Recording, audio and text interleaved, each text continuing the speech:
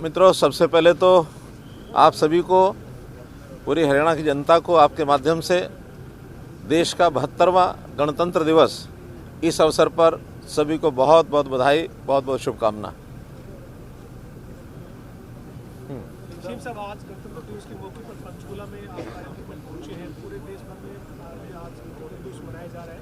इसी बीच आपने एक मंच से भी अपील की कि जो अराजकता है वो स्वीकार नहीं की जा सकती। संविधान में अगर आज़ादी है, आज़ादी का मतलब अराजकता नहीं है। क्या कहेंगे? देखिए, जो कि अपना देश आज़ाद हुआ 1947 और हमको एक प्रकार से गणतंत्र देश के नाते से 26 जनवरी 1950 को घोषित हुआ, संविधान लागू हुआ। उस संविधान में हमें बहुत से अधिकार मिले। अधिकारों के साथ साथ हमारे कुछ कर्तव्य भी हैं, और जहाँ तक अधिकारों की बात है वो भी एक प्रकार की सीमित अधिकार ही मानने चाहिए। कभी भी अधिकारों में ऐसी कोई बात नहीं होनी चाहिए कि हम अपने अधिकार का उपयोग करते हुए दूसरे के अधिकार का हनन करें। इसलिए मेरी सब लोगों से अपील है, जनता से अपील है कि अपने अधिकारों का उपयोग करते हुए अपने कर्तव्यों का भी ध्यान रखें और दूसरे के अधिकारों का भी ध्यान रखें।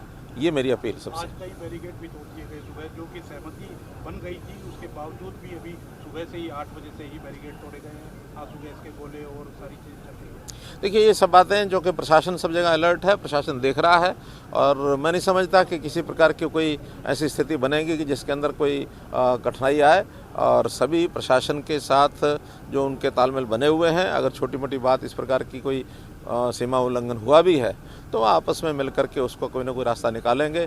शांतिपूर्वक सारा कार्यक्रम देश भर का सभी स्थानों पर, चाहे वो दिल्ली हो, चाहे वो हरियाणा के सब स्थान हो, बाकी स्थानों पर शांतिपूर्वक ये कार्यक्रम संपन्न हो, ऐसी मैं आशा करता हूँ। उम्मीद है कि जल्द से जल्द हल निकलेगा, क्योंकि लगातार 2 महीने से ज़्यादा साथ ही गणतंत्र दिवस पर विपक्ष की जो भूमिका रही इस पूरे किसानों से अपील करने के मामले में, जो किस तरह से देखते हैं सर आप, या उनकी भूमिका किस तरह की? मैंने बताया कि आज चूँकि गणतंत्र दिवस है, देश का एक बहुत महत्वपूर्ण राष्ट्रीय पर्व है, तो इस पर्व को शांतिपूर्वक संपन्न करना चाहिए और बाद में बैठ करके आपसी बातचीत, जैसे पहले सब दौर चल रहे हैं, इसी प्रकार की जो और बातचीत को आगे चलेगी, उसमें से रास्ते निश्चित रूप से निकलने चाहिए, निकलेंगे भी, क्योंकि हमारा परस्पर संवाद ये बना रहना चाहिए। इसी में से सब समस्याओं का हल होगा। धन्यवाद।